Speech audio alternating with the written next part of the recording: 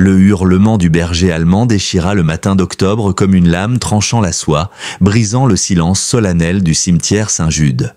Shadow, ses 85 livres de muscles tremblants et de loyauté désespérée, refusait obstinément de s'éloigner du cercueil à cajou censé contenir son maître tombé. « Doucement, mon grand !» murmura Hannah Callahan, ses mains ridées hésitantes tendues vers l'animal bouleversé. Mais les yeux ambrés de Shadow ne reflétaient pas seulement la douleur. Il y avait autre chose. Quelque chose qui fit reculer plusieurs des endeuillés pris d'un frisson. Le chien décoré, compagnon des forces de police, se mit à griffer frénétiquement le bois verni, laissant des sillons profonds tandis que des gouttelettes de sang perlaient de ses griffes arrachées. 3 ans d'obéissance exemplaire s'étaient évaporés, remplacés par une détresse animale brute. « Madame, il va falloir le retenir !» commença le chef Harvey, la voix incertaine. Mais une autre voix éclata, plus puissante, coupant net la tension comme un coup de tonnerre. « Attendez !» déclame Callahan, vétéran du Vietnam au visage buriné, était devenu livide. Laissez un j'aime si cette histoire vous a touché et racontez-nous votre ressenti dans les commentaires ainsi que la ville d'où vous nous regardez. Et maintenant, reprenons l'histoire.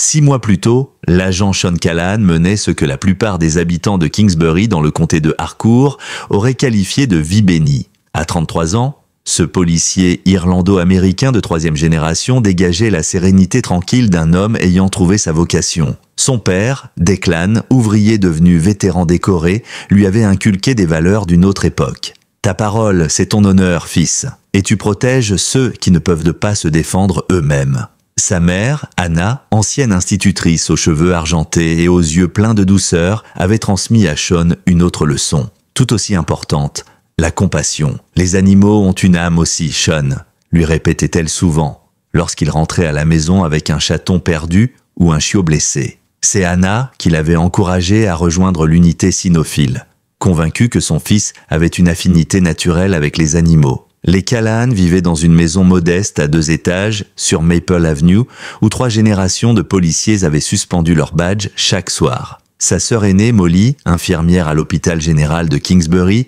vivait à 10 minutes de là avec son mari et leurs 2 enfants. Les dîners du dimanche autour de la table Callahan étaient un hôte sacré. Rôtis, purée de pommes de terre et histoires mêlant souvenirs familiaux et anecdotes du commissariat. Tout avait changé le jour où Sean avait croisé le regard de Shadow dans le chenil du refuge municipal. Le berger allemand, alors âgé de 5 ans, avait été abandonné par un maître âgé incapable de s'en occuper. La plupart des chiens de son âge connaissaient une fin triste, mais quelque chose dans ses yeux intelligents et ambrés avait touché Sean en plein cœur. « Il a déjà été ramené 2 fois ?»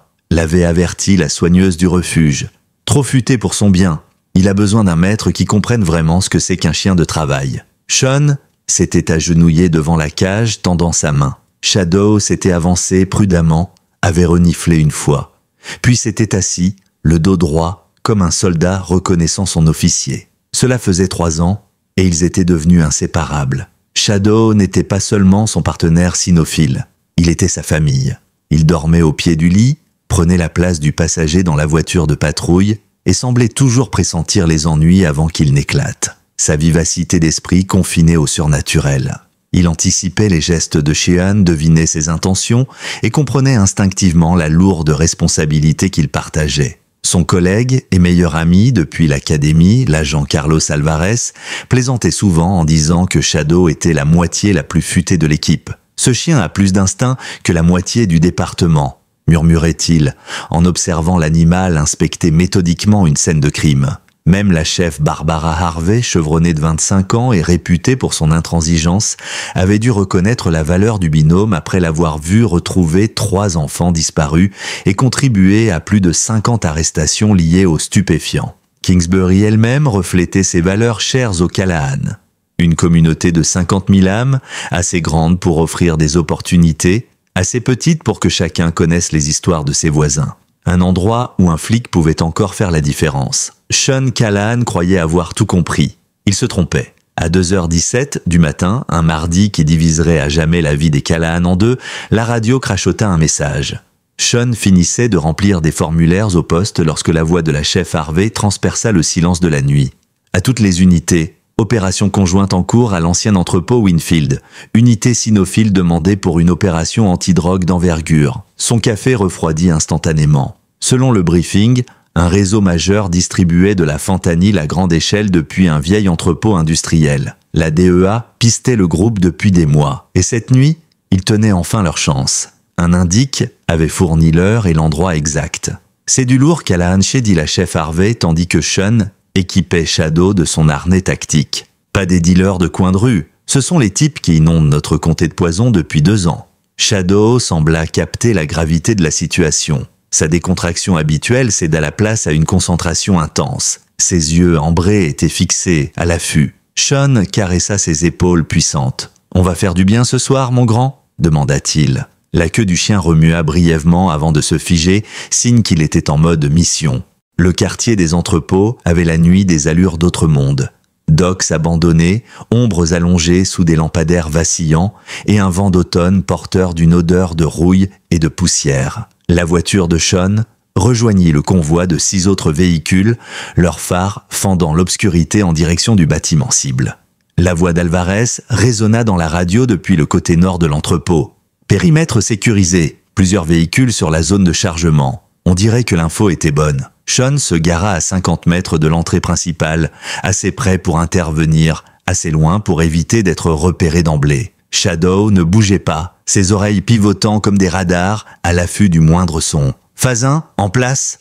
ordonna la chef Harvey. Les 20 premières minutes se déroulèrent comme une opération modèle. Sean et Shadow progressaient par l'entrée est, pendant que la DEA et les autres équipes bouclaient le périmètre. Grâce aux radios, on confirmait au moins 8 suspects à l'intérieur avec une importante quantité de drogue et d'argent. Mais alors qu'ils approchaient d'une porte latérale, Shadow frémit, ses narines s'agitant et son regard se leva vers Sheehan avec une expression explicite.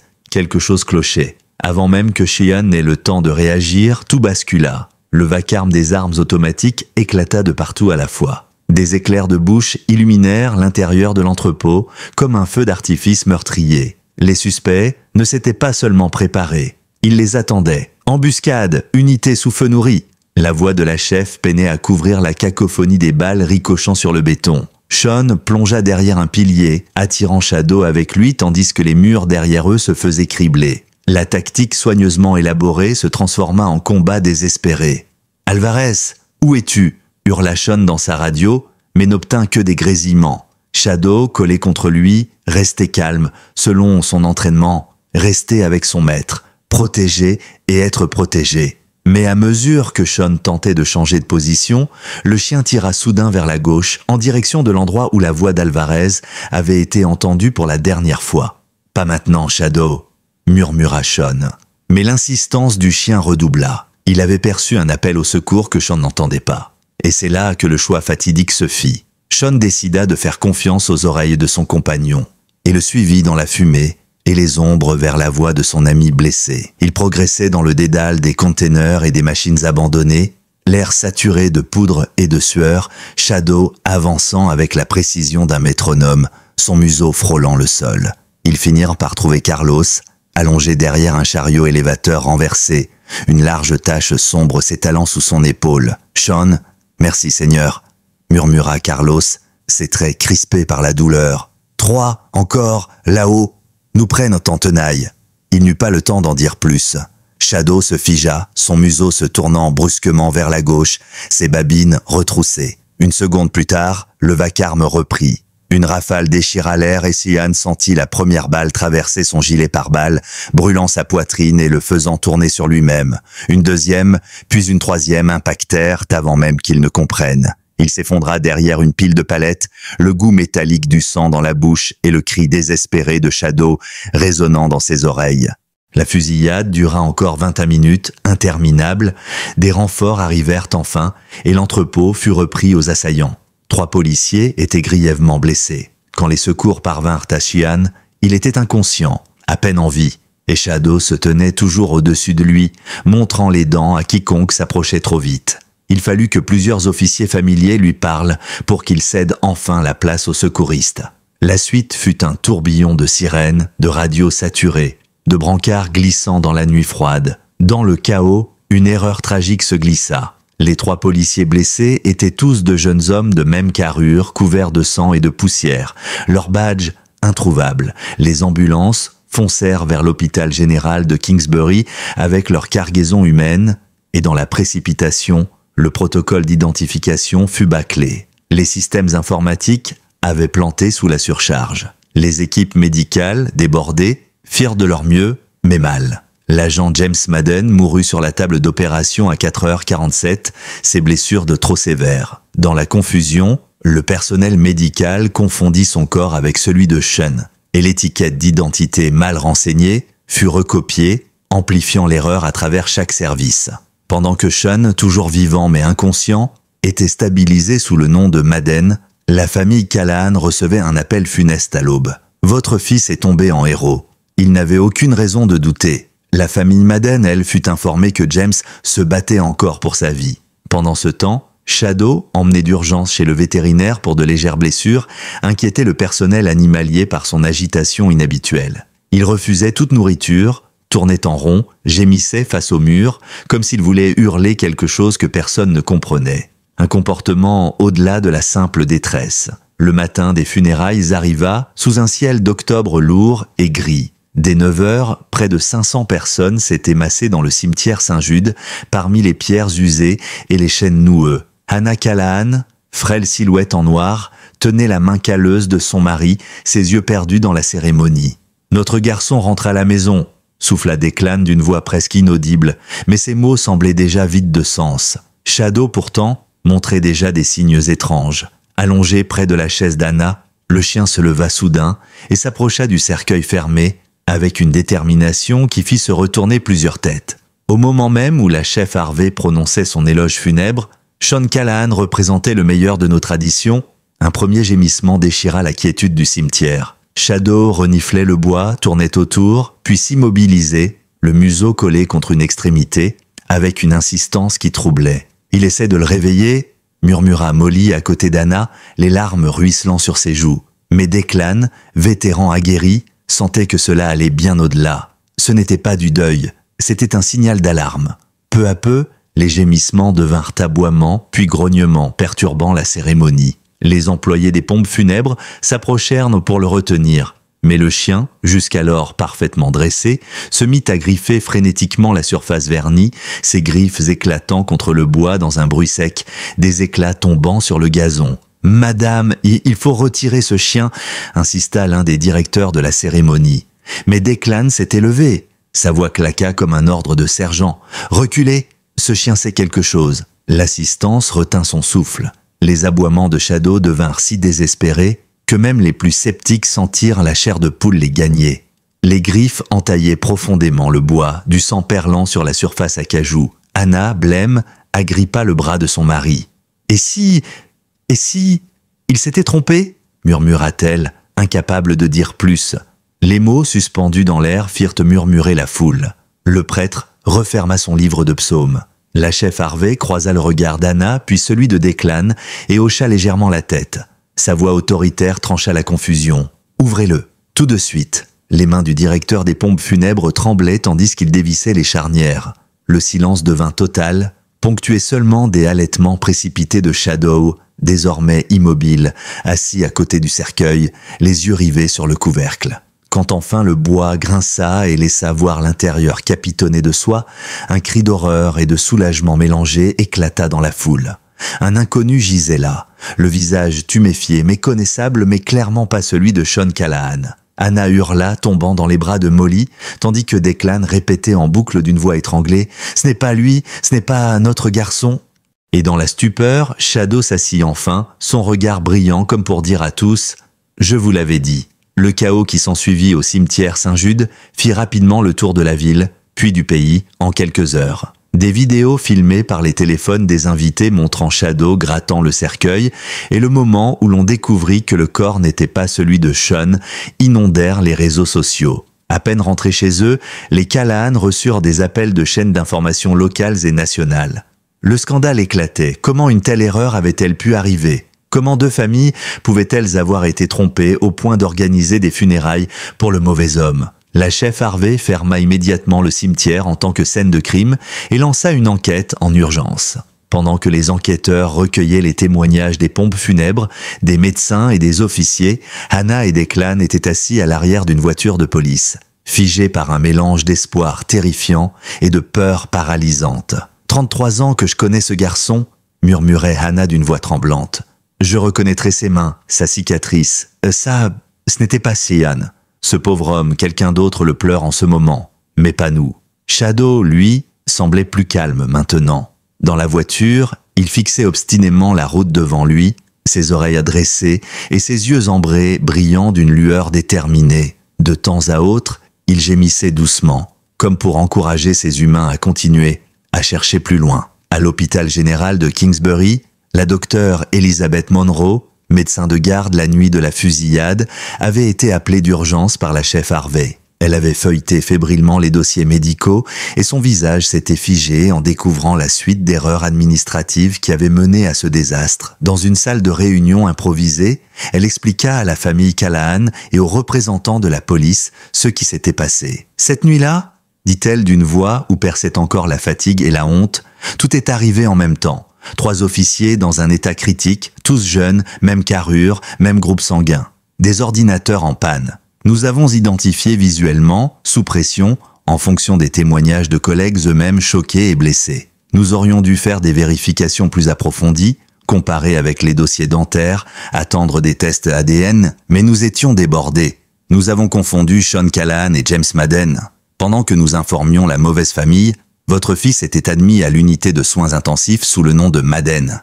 Il est en salle 237, toujours en vie. » À ces mots, Hannah porta ses mains à sa bouche, des larmes silencieuses roulant sur ses joues, tandis que Declan se levait d'un bond, ses traits burinés se crispant sous le choc. La chef Harvey, elle, serra la mâchoire, contenant la colère et le soulagement mêlés qui bouillonnaient en elle. Mais Shadow, encore une fois, n'attendit pas qu'on lui indique le chemin. À peine la porte de l'unité de soins intensifs franchie, il se mit à tirer sur la laisse, filant droit dans le couloir, la truffe haute, comme s'il avait visité ces lieux déjà 1000 fois en rêve. Il s'arrêta net devant la porte 237, ses pattes tendues, ses gémissements pressants.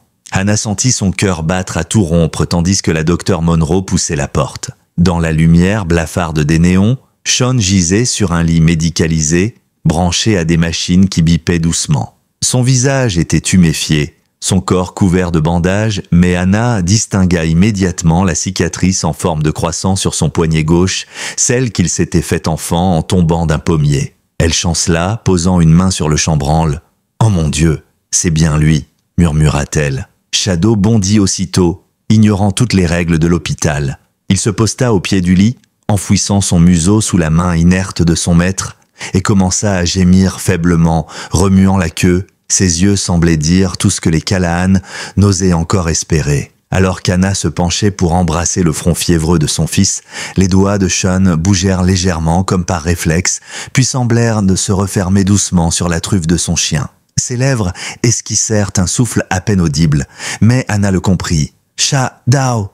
L'émotion balaya la pièce, et même la chef Harvey dut détourner les yeux, émue. Le chien, lui, posa sa tête sur le bras bandé de Sean et ferma les yeux, comme pour dire « Je suis resté, je t'ai retrouvé ». Ce qui suivit ne fut pas la fin de leur calvaire, mais le début d'une autre bataille. Dans les jours qui suivirent, les factures médicales s'amoncelèrent, effrayantes, chaque nouvelle intervention ajoutant des milliers de dollars à une dette déjà insurmontable. L'hôpital, sous pression de ses assureurs et craignant un scandale judiciaire, laissa entendre que Sean serait bientôt transféré dans un centre public aux soins moins adaptés, et où la présence d'un chien ne serait plus permise. Les Callahan voyaient leur univers sombrer à nouveau, leur maison hypothéquée, leurs économies envolées, et maintenant la perspective de séparer Sean de Shadow pour économiser sur des soins. Ce dernier point mit le vétéran Declan hors de lui. « Jamais, jamais je ne laisserai qu'on sépare ce chien de mon fils. » Sa voix claqua dans le couloir comme un ordre. Mais la réalité les rattrapait, et à mesure que Sean, toujours dans un coma fragile, semblait s'accrocher à la vie, Shadow commença lui aussi à dépérir. Un vétérinaire appelé pour le voir diagnostiqua alors un éclat de balle passé inaperçu, logé près de sa colonne vertébrale. Sans opération rapide, le chien risquait la paralysie. Et bien sûr, cette chirurgie coûteuse ne serait pas couverte par la police, l'incident étant survenu hors service. le couple Callahan épuisé passa une nuit blanche à compter leurs maigres ressources sur un bout de nappe, en se demandant lequel des deux ils pouvaient encore sauver. C'est au plus noir de cette nuit qu'un appel inattendu bouleversa la donne. La voix était hésitante, tremblante. « Madame Callahan, c'est Lydia Madden. Je sais qu'on vous a déjà tant pris, mais je ne peux pas. Ne pas vous appeler ?»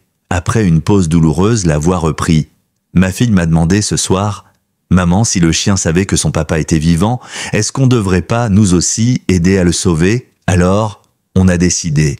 James avait une assurance vie. Ce n'est pas énorme, mais assez pour couvrir la chirurgie de votre chien. Il n'aurait jamais voulu qu'on le laisse souffrir. Anna eut le souffle coupé, incapable de trouver ses mots. Les Madden, pourtant eux-mêmes anéantis par la perte, choisissaient la compassion.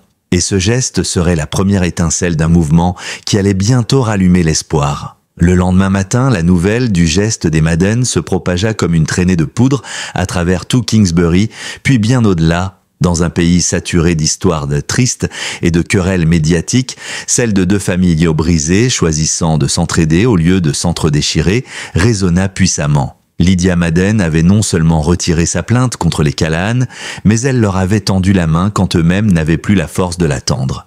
Très vite, la chef Harvey profita de cette dynamique pour mobiliser son réseau. Elle convoqua une réunion d'urgence avec le syndicat des officiers du comté et la Fédération nationale des unités cynophiles. « Nous prenons soin des nôtres », déclara-t-elle d'une voix ferme devant une salle bondée. « Sean a risqué sa vie pour cette ville, et ce chien a refusé d'abandonner son maître, même dans la mort supposée. On ne les abandonnera pas non plus. » Dès l'après-midi, la Fédération annonçait une première enveloppe de 50 000 $, destinée à couvrir les frais immédiats pour la chirurgie de Shadow et pour le maintien de Sean en soins intensifs.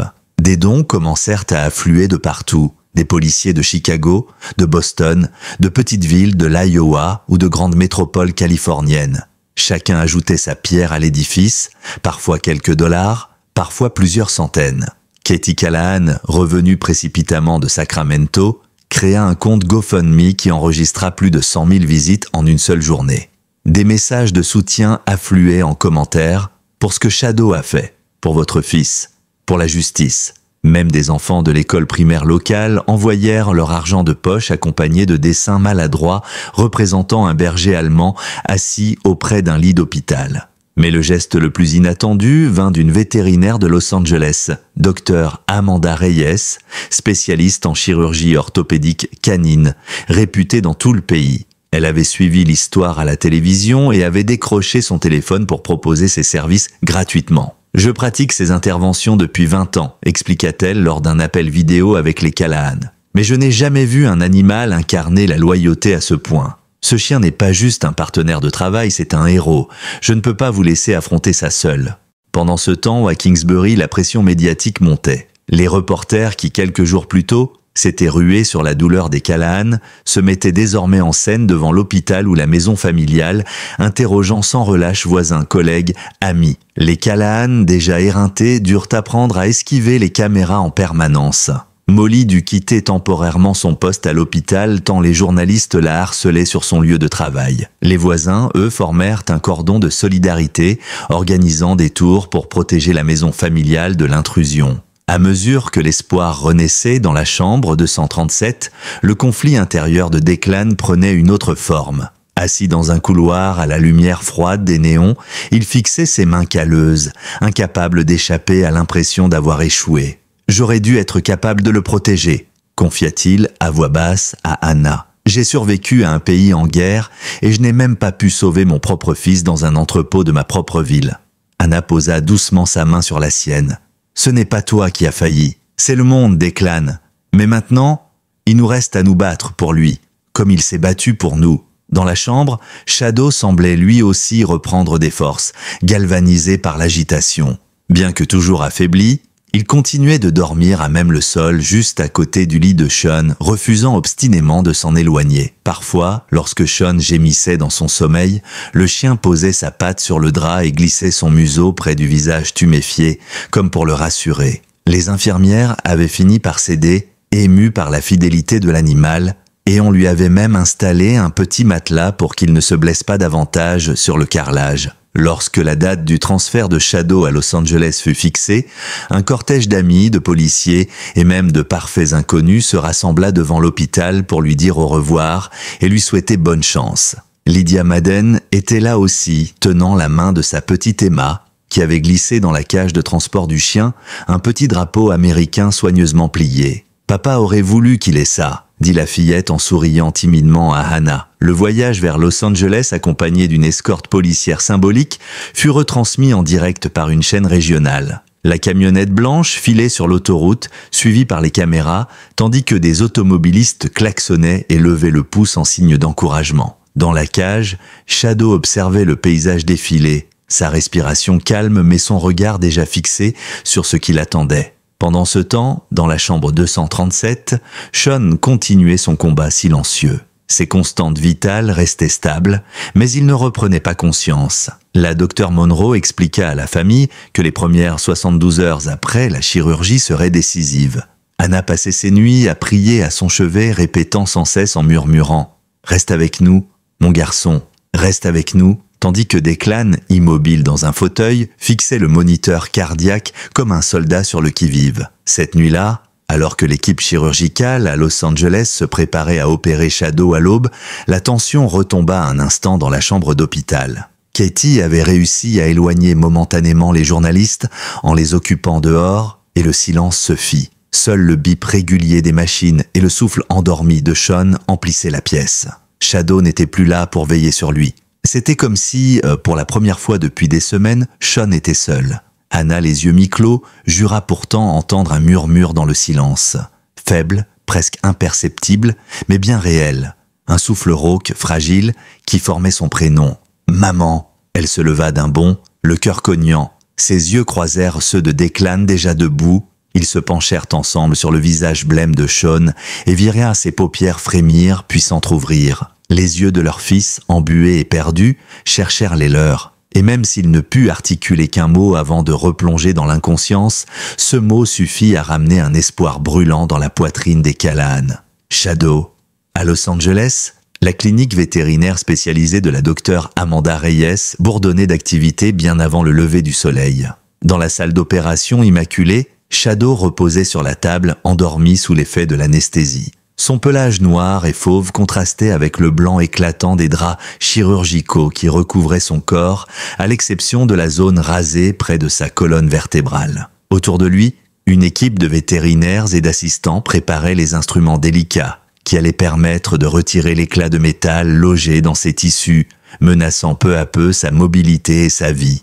Dans la salle d'attente, Hannah, Declan et Katie étaient arrivés après une nuit de route épuisante, accompagnés de Lydia Madden et de sa fille Emma. À travers la grande baie vitrée, ils pouvaient voir les vétérinaires s'affairer et surveiller les écrans qui affichaient les constantes de Shadow. La tension était palpable, mais cette fois, elle était accompagnée d'un mince filet d'espoir. Pour la première fois depuis des semaines, la perspective d'une victoire, aussi fragile soit-elle, semblait possible. Emma, blottie contre Lydia, observait Hannah d'un regard empreint d'une gravité inhabituelle pour une enfant de son âge.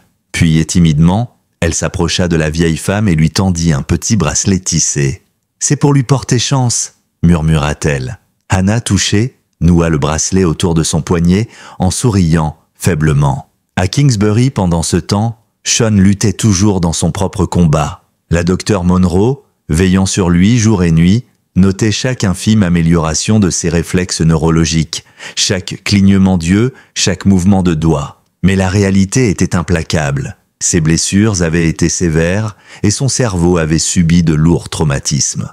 Ses chances de récupérer pleinement restaient minces et son avenir incertain. Le monde extérieur, lui, continuait de suivre l'histoire. Les dons affluaient encore et le hashtag #SaveShadow était devenu viral sur les réseaux sociaux, relayé par des célébrités, des policiers à la retraite et même des athlètes professionnels. La page GoFundMe franchit la barre des 500 000 $, déclenchant une vague de gratitude et d'émotion chez les Callahan et les Madden. Pourtant, malgré la générosité publique, la pression restait écrasante. Les dettes de la famille, l'hostilité de certains médias toujours prompts à opposer leur bonheur à la peine des Madden, et la crainte permanente de perdre l'un ou l'autre des héros rendaient chaque jour plus difficile que le précédent. Mais le jour de l'opération de Shadow, tout sembla suspendu. L'intervention dura plus de 4 heures. Chaque minute passée dans cette salle d'attente sembla peser une tonne. Declan arpentait le carrelage d'un bout à l'autre,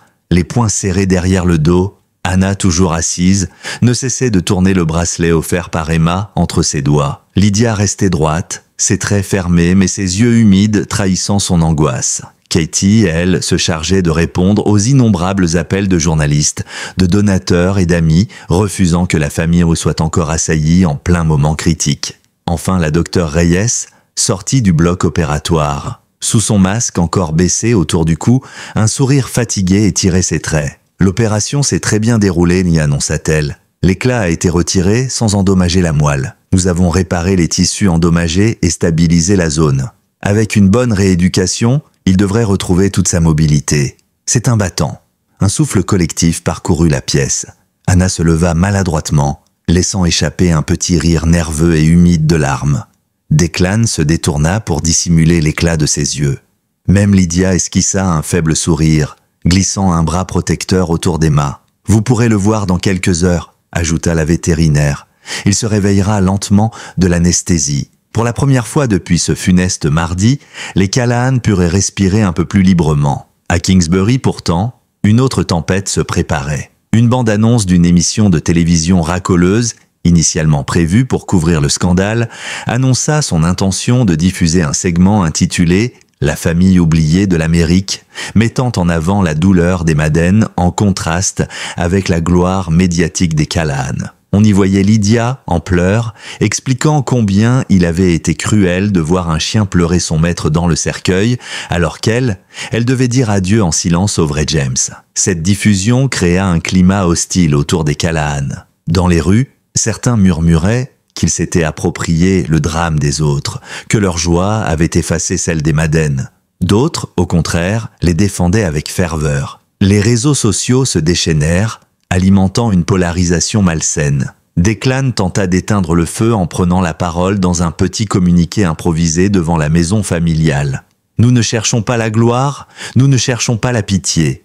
Nous cherchons seulement à garder vivant celui qu'on pensait avoir déjà perdu. Nous respectons la douleur de la famille Madden et leur devons tout. Mais ce chien et mon fils ont tout donné pour cette ville. Nous refusons d'avoir honte de les aimer. » Son discours simple et honnête fut repris par plusieurs médias, calmant légèrement les esprits. Mais la réalité, elle, était implacable. La famille Callahan et la famille Madden portaient des cicatrices que même la plus grande générosité ne pourrait jamais effacer. 2 jours plus tard, Shadow fut transféré à Kingsbury, accueilli comme un héros par une petite foule massée devant la clinique vétérinaire. Son regard, bien que fatigué, retrouva aussitôt une énergie nouvelle dès qu'il aperçut la silhouette endormie de Sean, toujours branché aux machines dans la chambre 237.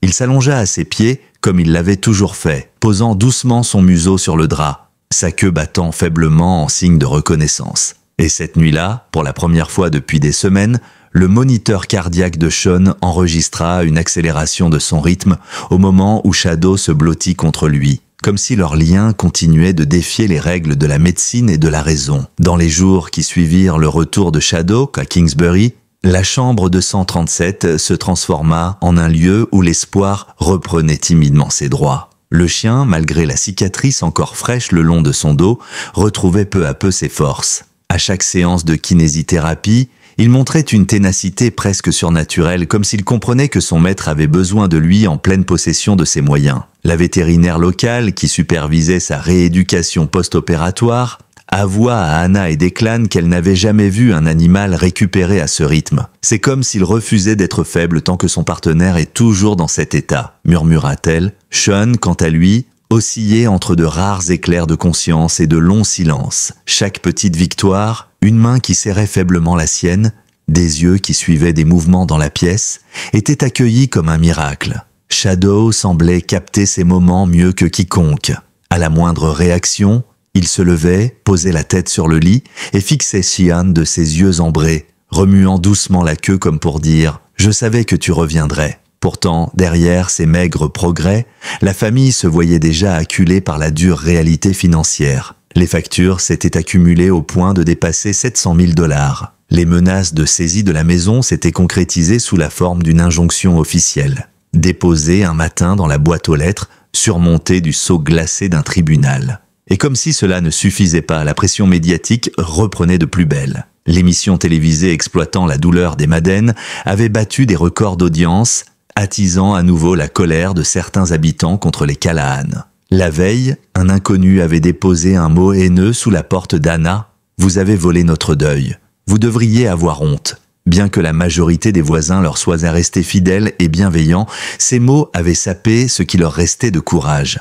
Un soir, Declan craqua. Après avoir raccroché au téléphone avec la banque, il s'était effondré dans le couloir de l'hôpital, incapable de contenir sa honte. Anna le retrouva, assis contre un mur, la tête entre les mains. « Je n'ai plus rien à leur offrir », murmura-t-il d'une voix brisée. « Tout ce qu'on avait mis de côté, tout ce que j'ai gagné, tout est parti. Et eux, ils veulent encore plus. On ne pourra pas continuer comme ça. » La nuit suivante, alors qu'Anna veillait au chevet de Sean, un nouvel appel vint bouleverser la donne. Cette fois, ce fut la docteure Reyes depuis Los Angeles. Sa voix, calme mais déterminée, résonna dans la pièce. « Madame Callahan, je ne pouvais pas me résoudre à couper les ponts après l'opération.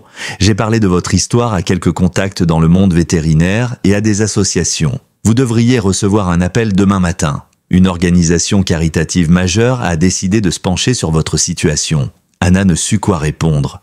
Dans la pénombre, elle sentit pourtant un poids quitter ses épaules, remplacé par une lueur timide. Le lendemain, la promesse de la docteure Reyes se concrétisa. La directrice d'une grande fondation nationale pour le soutien aux unités cynophiles appela personnellement la famille Callahan. Elle expliqua que leur conseil d'administration avait voté à l'unanimité le financement complet de la rééducation de Shadow, ainsi qu'une contribution pour couvrir les soins de Sean. « Votre histoire nous a bouleversés. Votre fils et son chien ont rappelé à tout le pays ce que signifie le mot « partenaire ». Nous voulons vous aider à continuer d'y croire. » Cette annonce déclencha une vague de solidarité inattendue. Dans les jours suivants, plusieurs associations de vétérans et même des clubs canins lancèrent leur propre collecte, promettant que les Callahan ne seraient plus jamais seuls face aux dettes. L'union entre la douleur des Madeleines et la résilience des Callahan devint un symbole national de pardon et de loyauté, relayé sur tous les écrans. Quelques jours plus tard, Lydia et Emma vinrent à nouveau rendre visite à l'hôpital. Cette fois, il n'y eut ni gêne ni hésitation. Anna et Lydia se serrèrent dans les bras l'une de l'autre, sans mots, simplement liées par cette épreuve commune. Emma grimpa sur une chaise pour caresser doucement la tête de Shadow, murmurant à son oreille « Merci de l'avoir ramené ». Ce même soir, alors que le soleil se couchait en teignant de rouge les vitres de la chambre 237, Sean remua plus nettement que jamais. Ses yeux s'ouvrirent complètement. Cherchant la lumière, cherchant des visages familiers, ses lèvres formèrent deux mots clairs et audibles cette fois. « Maman, Shadow ». Dans la pièce, personne ne put retenir ses larmes. Anna éclata en sanglots, saisissant la main de son fils, tandis que Declan se tenait derrière elle, le regard embué mais le dos droit, fier comme au premier jour. Shadow, lui, bondit sur ses pattes, posant une patte sur le lit et enfouissant son museau sous la main de Sean, émettant un gémissement long et doux, presque humain. C'était le début d'un long chemin vers la guérison. Mais ce soir-là, dans la lumière du crépuscule, tout le monde comprit que Sean Callahan et son chien venaient de gagner leur première vraie bataille.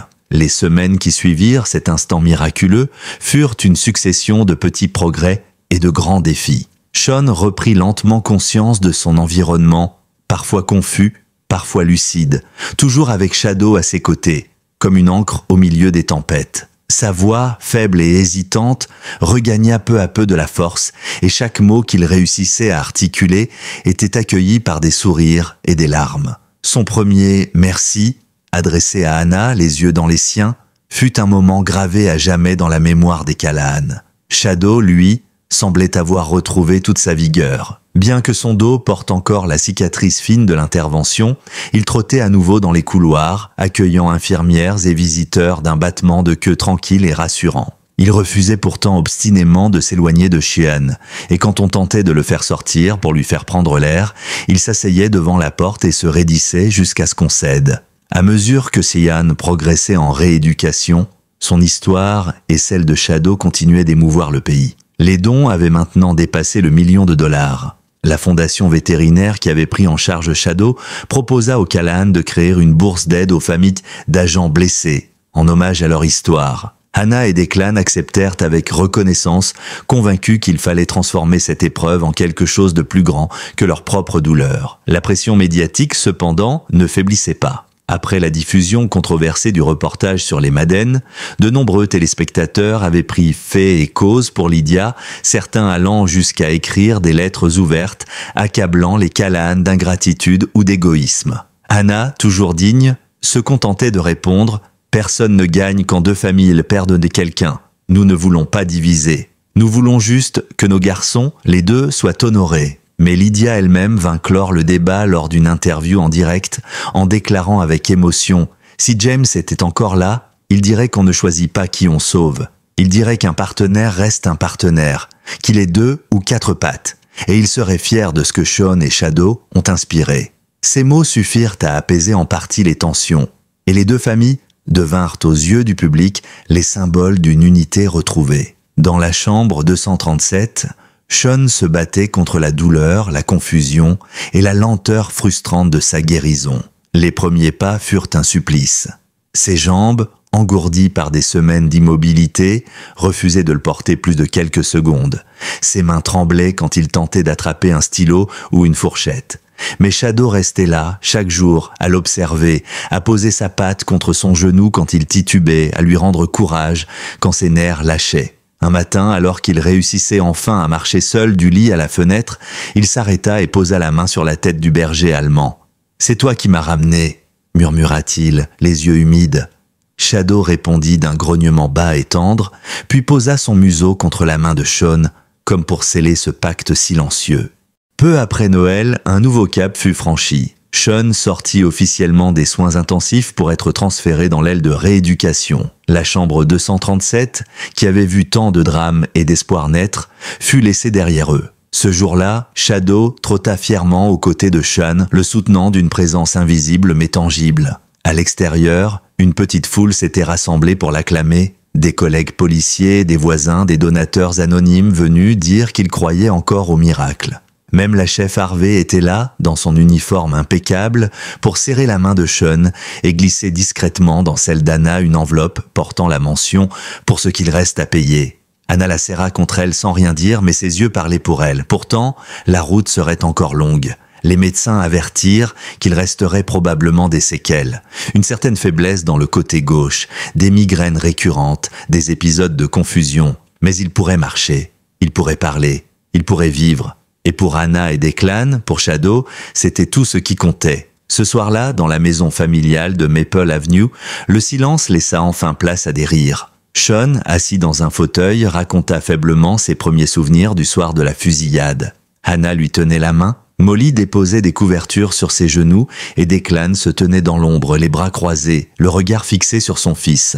Shadow, comme toujours, était là, allongé à ses pieds, la tête posée sur la chaussure de Sean. Et quand Sean glissa ses doigts dans le plage chaud et familier, une paix nouvelle sembla remplir la pièce. Ce n'était pas la fin de leur histoire, mais pour la première fois depuis longtemps, chacun pouvait respirer et se dire « Nous sommes encore debout et ensemble, nous tiendrons ».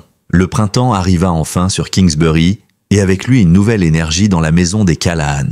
Les fleurs éclosaient dans les parterres laissés en friche tout l'hiver et les oiseaux revenaient chanter dans les érables bordant Maple Avenue. Dans le salon, Sean continuait ses exercices quotidiens accompagné d'un kinésithérapeute envoyé par la fondation. Chaque pas était une victoire, chaque mouvement plus assuré renforçait sa volonté. Sa voix, encore rauque, gagnait en clarté. Ses rires aussi revenaient, bien que plus rares, chargés d'émotion à chaque fois qu'il résonnait dans la maison. Shadow, lui, était redevenu ce compagnon vif et alerte qu'il avait toujours été. Ses séances de rééducation à la clinique vétérinaire avaient porté leurs fruits et il avait retrouvé toute sa souplesse et sa force. Mais il y avait quelque chose de plus dans son attitude. Depuis son retour, il semblait veiller sur Sean avec encore plus d'attention, refusant de quitter son côté, comme s'il pressentait que la blessure la plus profonde de son maître n'était pas celle qu'on voyait.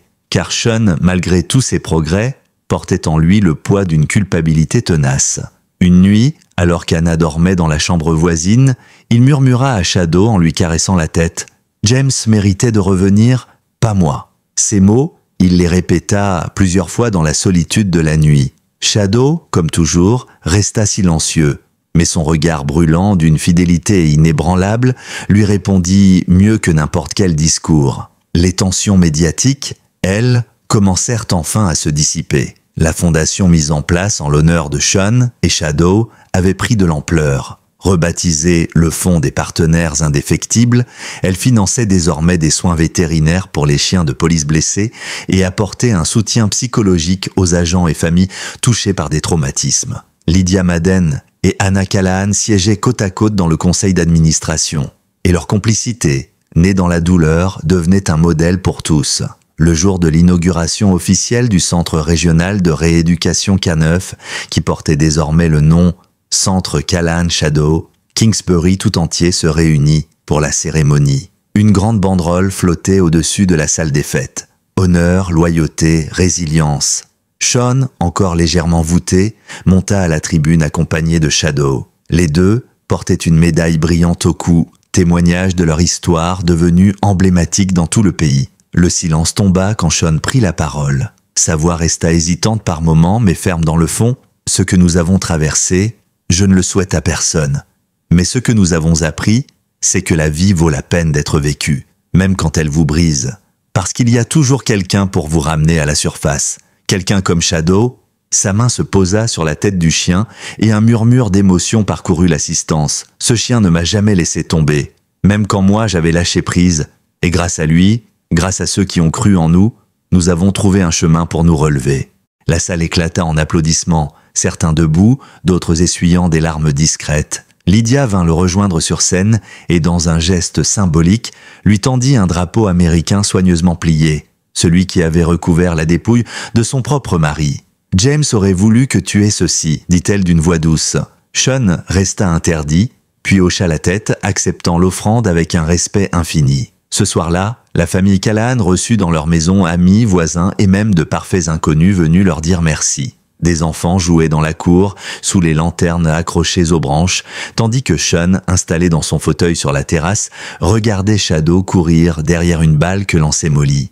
Anna lui posa la main sur l'épaule, et pour la première fois depuis des mois, il lui adressa un sourire franc. « Tu sais » murmura-t-il en regardant le chien revenir triomphant, la balle entre les crocs. « Je crois que c'est ça, la vraie victoire, être encore ici, ensemble. » Anna acquiesça doucement, ses yeux brillants d'un mélange de fierté et d'amour. « Oui, et vous deux, vous nous avez appris à ne jamais renoncer. » Cette nuit-là, alors que la maison s'assoupissait, Sean resta seul sur la terrasse contemplant les étoiles. Shadow vint se coucher à ses pieds, posant sa tête contre sa jambe, et ensemble ils restèrent là, silencieux, à écouter la brise du printemps balayer la ville endormie. Ce qu'ils avaient traversé avait laissé des cicatrices, certaines visibles, d'autres invisibles. Mais dans le calme de ce soir-là, une certitude les habitait tous les deux. Ils étaient prêts pour la suite, parce qu'aussi longue que soit la route, ils la marcheraient côte à côte, comme toujours. L'été s'installa doucement sur Kingsbury, et la vie des Callahan prit une cadence nouvelle entre rééducation, engagement pour la fondation et ce quotidien simple qu'ils avaient cru avoir perdu à jamais. Sean, désormais capable de marcher sans canne, reprit goût aux petites choses. Préparer son café du matin, caresser Shadow dans la lumière du soleil levant, plaisanter avec Molly ou bavarder sur la terrasse avec Declan. Chaque geste anodin lui rappelait qu'il avait failli tout perdre. Et chaque sourire de Shadow suffisait à chasser les ombres de la culpabilité encore tapies dans son esprit. La maison familiale avait retrouvé un calme fragile, mais bien réel. Anna, toujours attentive, prenait soin de son fils, comme s'il était redevenu un adolescent maladroit. Elle veillait à ses repas, surveillait ses progrès lors des séances de kinésithérapie et n'hésitait pas à le rappeler à l'ordre quand elle le sentait tenté d'en faire trop vite.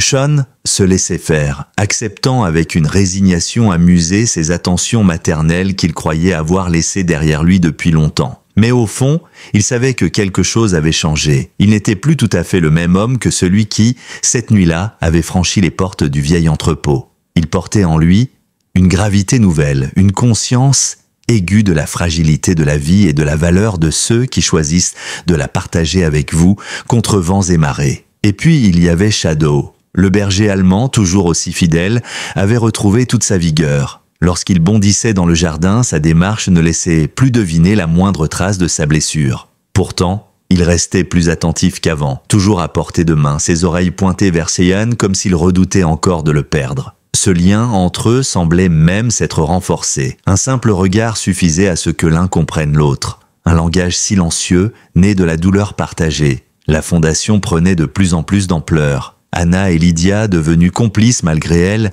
multipliaient les apparitions publiques pour récolter des fonds et sensibiliser l'opinion à la cause des chiens policiers blessés. Katie, qui avait quitté définitivement son poste d'infirmière pour gérer la communication de l'organisation, orchestrait des campagnes médiatiques qui touchaient des millions de personnes à travers le pays. À mesure que les mois passaient, Sean fut sollicité à son tour. D'abord hésitant, il accepta finalement de témoigner dans plusieurs conférences, expliquant sans phare son expérience et le rôle décisif qu'avait joué Shadow dans sa survie et sa guérison. Lors de la première de ses interventions, dans un auditorium rempli à craquer, il commença timidement, mais ses mots, lourds d'émotion, captivèrent la salle. « Je ne suis pas un héros, déclara-t-il. Je suis un homme qui a failli abandonner. Et c'est un chien qui m'a ramené. Vous pouvez penser ce que vous voulez, mais je sais que sans lui, je ne serais pas là. Ce que j'ai compris depuis, c'est qu'on ne revient pas de là où j'étais tout seul. On revient parce que quelqu'un refuse de vous laisser partir. » L'ovation qui suivit laissa Sean interdit. Il n'avait pas réalisé à quel point son histoire touchait les gens. Dans les semaines suivantes, il reçut des centaines de lettres de vétérans, d'officiers, de familles, lui confiant que son témoignage leur avait donné le courage de tenir, eux aussi. À l'approche de l'automne, la ville de Kingsbury décida d'organiser une grande cérémonie pour rendre hommage à Sean, à Shadow et à la mémoire de James Madden. Sur la place centrale, une plaque de bronze fut dévoilée devant une foule émue. À la loyauté qui défie la mort, à la fraternité qui répare les cœurs. Lydia prit la parole après Seyan. Ces mots simples et bouleversants résonnèrent longtemps. J'ai perdu mon mari, mais j'ai gagné une famille. Sean et Shadow m'ont montré que le pardon ne change pas le passé, mais qu'il peut guérir l'avenir. Ce jour-là, Declan, pourtant si pudique, serra la main de Lydia et murmura, presque trop bas pour être entendu, « Vous êtes plus forte que nous tous. » Elle lui sourit doucement, une larme discrète roulant sur sa joue. Le soir venu, la famille Callahan et les Madden partagèrent un dîner chez Anna, comme si cela avait toujours été ainsi.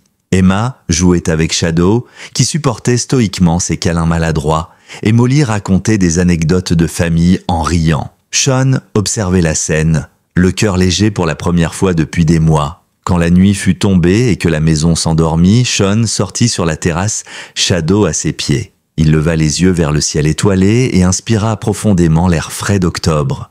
Puis il se pencha pour caresser la tête de son compagnon et murmura « On s'en est sorti, pas vrai, vieux frère ?» Shadow répondit d'un petit aboiement grave et d'un battement de queue comme pour lui dire qu'il avait toujours su. L'hiver arriva à Kingsbury et avec lui un manteau de neige immaculé recouvrit les toits et les rues tranquilles. La maison des Callahan était décorée de guirlandes lumineuses qui clignotaient doucement derrière les rideaux. Dans le salon, l'odeur des biscuits au beurre d'Anna flottait dans l'air pendant que la radio diffusait de vieux chants de Noël. Sean avançait désormais sans canne, avec une démarche encore hésitante mais déterminée. Chaque matin, il enfilait son manteau épais et descendait avec Shadow faire le tour du pâté de maison. Ces petites marches dans l'air glacé étaient devenues leur rituel. À chaque coin de rue, les passants saluaient les deux partenaires d'un geste ou d'un sourire. Certains leur glissaient même une main discrète sur l'épaule, comme pour dire « merci d'être encore là ». Dans le cadre d'une initiative portée par la Fondation, Sean avait accepté de se former pour devenir conseiller auprès de jeunes recrues de la police et de vétérans blessés. Chaque semaine, il se rendait dans un centre communautaire pour raconter son histoire et écouter celle des autres. Shadow, allongé à ses pieds pendant qu'il parlait, restait le centre d'attention des participants. Beaucoup finissaient la séance accroupis près de lui, le caressant comme on se raccroche à un talisman. Anna, elle, avait retrouvé une certaine sérénité. Sa cuisine reprenait vie avec les repas familiaux du dimanche, où se réunissaient Cathy, Molly et parfois Lydia et Emma. La table, autrefois silencieuse, résonnait à nouveau de rires et de conversations animées. Même Declan, qui avait toujours été discret, se surprenait parfois à sourire en coin en voyant son fils plaisanter avec ses sœurs. Mais malgré la chaleur retrouvée, Sean savait qu'une partie de lui resterait toujours marquée par cette nuit d'embuscade. Parfois, en pleine nuit, il se réveillait en sursaut, des éclats d'images encore vifs dans son esprit, la fusillade, le hurlement des sirènes, la douleur fulgurante quand les balles l'avaient atteint, et toujours la présence de Shadow, ce fil ténu qu'il avait ramené. Un soir, alors qu'il ne trouvait pas le sommeil, il descendit dans le salon. Shadow dormait roulé en boule sur le tapis. Sean s'assit sur le canapé et resta longtemps à l'observer. Puis à voix basse, il murmura « Tu sais que je ne serai pas là sans toi ?» Comme s'il avait compris,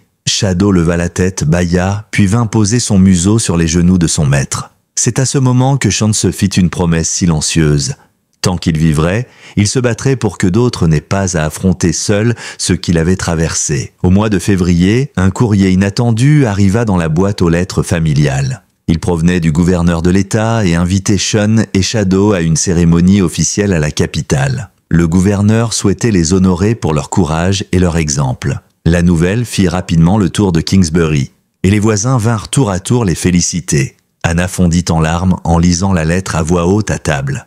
Declan, lui, hocha simplement la tête en silence, mais ses yeux humides trahissaient sa fierté. Le jour venu, Sean et Shadow montèrent sur la scène d'un grand auditorium sous les applaudissements nourris d'une foule émue. Sur l'estrade, des officiers de police, des vétérans, des familles, tous venus rendre hommage. Quand Sean prit la parole, il se tourna d'abord vers Shadow. « Ce que nous avons vécu aurait pu nous briser. Il y a eu des nuits où je pensais que je ne m'en relèverais jamais. Mais il était là. Il refusait de me laisser partir. Alors, à ceux qui traversent l'obscurité aujourd'hui, je veux dire ceci, regardez autour de vous. Il y a toujours quelqu'un ou quelque chose qui croit encore en vous, même quand vous n'y croyez plus vous-même. » Une standing ovation éclata. Et sur toutes les photos qui immortalisèrent ce moment, on voyait Sean, sa médaille épinglée sur la poitrine, accroupi près de Shadow, une main posée sur sa tête. Le retour à Kingsbury fut discret. Comme toujours, Sean n'aimait pas attirer l'attention. Mais à la maison, sur la table du salon, les fleurs, les cartes et les petits mots s'entassaient. Les enfants du quartier avaient même peint une banderole qu'ils avaient accrochée à la clôture des Callahan. « Bienvenue à la maison, héros !» Cette nuit-là, seul sur la terrasse avec Shadow couché à ses pieds, Sean leva les yeux vers le ciel. Dans le silence hivernal, il murmura, presque pour lui-même, « On a encore beaucoup à faire, mais au moins on est ensemble. » Le berger allemand, comme toujours, répondit d'un petit gémissement et ferma les yeux, apaisé. Avec l'arrivée du printemps, la petite ville de Kingsbury vibrait d'une énergie nouvelle. Les parcs reprenaient vie. Les rues sentaient la pluie et les fleurs, et la maison des Callahan rayonnait plus que jamais. Pour la première fois depuis des mois, Sean et Shadow semblaient à nouveau en harmonie avec le monde. Les invitations à parler dans des écoles, des commissariats et des associations s'étaient multipliées. Sean, pourtant toujours humble et discret, avait accepté quelques-unes de ces sollicitations, persuadé que leur histoire pouvait donner de l'espoir à ceux qui traversaient l'obscurité. Shadow, désormais reconnu comme un véritable symbole national de loyauté, l'accompagnait à chacune de ses interventions, recueillant autant d'attention que lui. Un après-midi, lors d'un événement organisé par la fondation au centre Callahan Shadow, Sean eut la surprise de retrouver Mike, son ancien partenaire de patrouille, revenu spécialement de l'Arizona. Mike, encore marqué par ses propres blessures, lui serra la main avec émotion. « T'as l'air en meilleur état que moi, gamin !» plaisanta-t-il en dissimulant mal ses larmes. Et Sean, pour la première fois, rit franchement. Ils échangèrent des souvenirs, se remémorant les nuits de patrouille, les arrestations improbables, les moments où la peur et l'adrénaline les avaient soudés. Ce même jour, Lydia Madden monta à la tribune pour annoncer un nouveau projet en partenariat avec la Fondation, la création d'un fonds d'aide pour les veuves et enfants d'officiers tombés en service. Sa voix tremblait, mais ses mots étaient clairs. « Nous ne pouvons pas ramener ceux qui sont partis, mais nous pouvons alléger la peine de ceux qui restent. » À la fin de son discours, elle rejoignit Sean sur scène. Ils se prirent dans les bras sous les applaudissements nourris de la salle. La vie des Callahan avait repris une certaine normalité. Molly avait retrouvé son poste d'infirmière. Katie, toujours débordée par la gestion de la fondation, venait régulièrement dîner avec ses enfants. Anna avait repris ses habitudes de maîtresse de maison, veillant à ce que la maison reste pleine de chaleur et d'odeur de cuisine.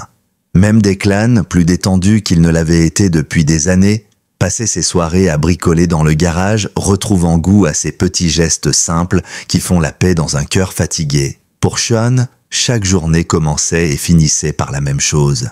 Une marche avec Shadow dans les rues encore calmes du matin ou sous les étoiles du soir. Ces moments-là, où le silence était seulement rompu par le bruit des pas et le souffle régulier du chien, étaient ceux qu'il chérissait le plus. Un soir d'été, après un barbecue familial où tout le quartier semblait s'être invité, Sean s'assit sur la terrasse, une bière fraîche à la main. Shadow vint se coucher à ses pieds, comme toujours. La lumière orangée du crépuscule baignait la pelouse et laissait briller la médaille que le chien portait autour du cou. Sean se pencha vers lui, caressant ses oreilles d'un geste lent. « On a encore du chemin à faire, hein, mon grand ? Mais je crois qu'on a enfin trouvé notre place. » Shadow leva les yeux vers lui et poussa un soupir satisfait, posant la tête contre sa jambe. Les mois passèrent ainsi, rythmés par la douceur retrouvée d'une vie qu'ils avaient cru perdue. La maison Callahan devint un lieu de passage pour ceux qui avaient besoin d'un mot d'encouragement, d'un conseil ou juste d'un sourire. Sean et Shadow, malgré la fatigue qui les habitait encore certains soirs, accueillaient tout le monde avec la même bienveillance. À l'automne, une nouvelle bouleversante arriva. La ville de Kingsbury avait décidé de baptiser la nouvelle aile du centre d'entraînement canin en leur honneur. Le complexe Sean, Callahan et Shadow. Lors de la cérémonie d'inauguration, la chef Harvey prit la parole et dit, d'une voix émue, « Nous espérons que chaque officier et chaque chien qui passeront par ces portes se souviendront qu'un partenariat fondé sur la confiance et la fidélité peut changer des vies. » Quand Sean et Shadow franchirent symboliquement l'entrée du complexe, sous les applaudissements, Sean ne put s'empêcher de penser à tout ce qu'ils avaient traversé. La douleur, la peur, les nuits d'hôpital, mais aussi la solidarité, la tendresse retrouvée et l'amour inconditionnel de ce chien qui avait refusé d'abandonner. Plus tard, ce soir-là, seul sur la terrasse, il observa les étoiles en silence. Puis, baissant les yeux vers Shadow, il murmura « On l'a fait, vieux frère, on a survécu, et maintenant, on aide les autres. » Shadow, fidèle à lui-même, leva la tête et poussa un petit aboiement, comme pour dire « Oui, ensemble ». L'hiver revint une fois encore à Kingsbury, et pour la première fois depuis longtemps, la neige n'avait plus ce goût amer des saisons d'avant. Dans la petite maison de Maple Avenue, la famille Callahan décorait le sapin tandis qu'au dehors, les flocons tombaient doucement. Des rires fusaient dans le salon. Molly et Katie se chamaillaient pour trouver la meilleure place pour l'étoile en haut de l'arbre. Hannah, fidèle à elle-même, distribuait des biscuits à tout le monde en disant que Noël ne supporte pas les estomacs vides.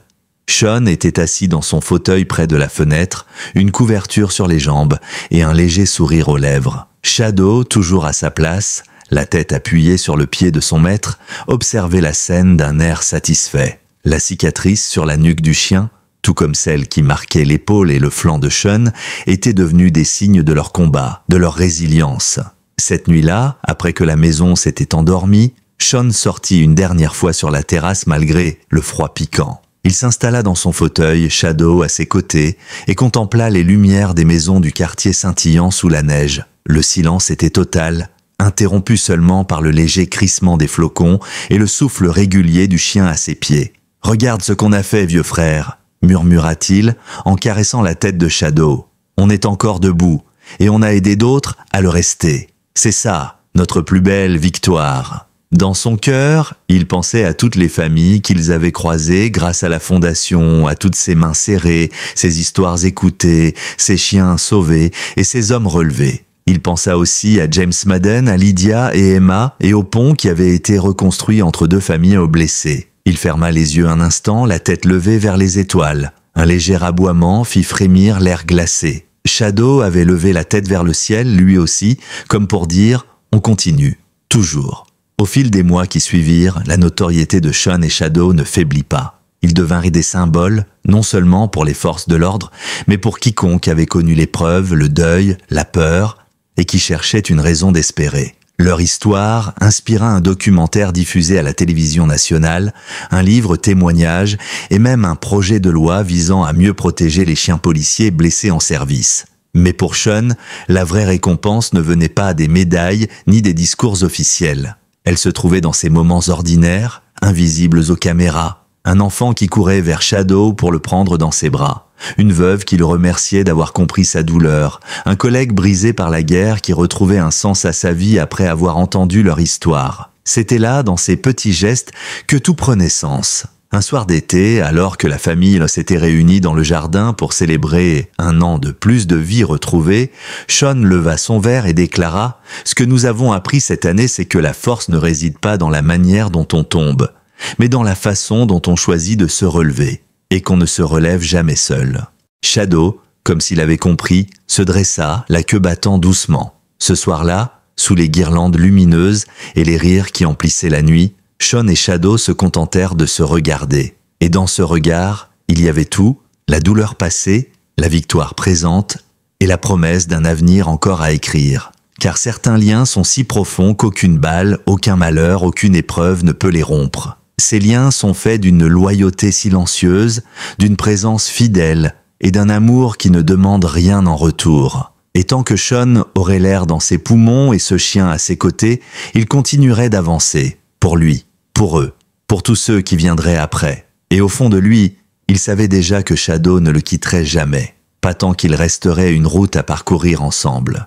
Dans ce monde qui change si vite, souvenons-nous que la plus grande richesse ne tient pas dans ce que nous possédons, mais dans ceux qui refusent de nous abandonner même quand nous avons baissé les bras. Comme Sean et Shadow l'ont montré, il suffit parfois d'une seule âme fidèle pour tout changer. Et vous, qui a été votre Shadow ? Qui vous a aidé à vous relever quand tout semblait perdu?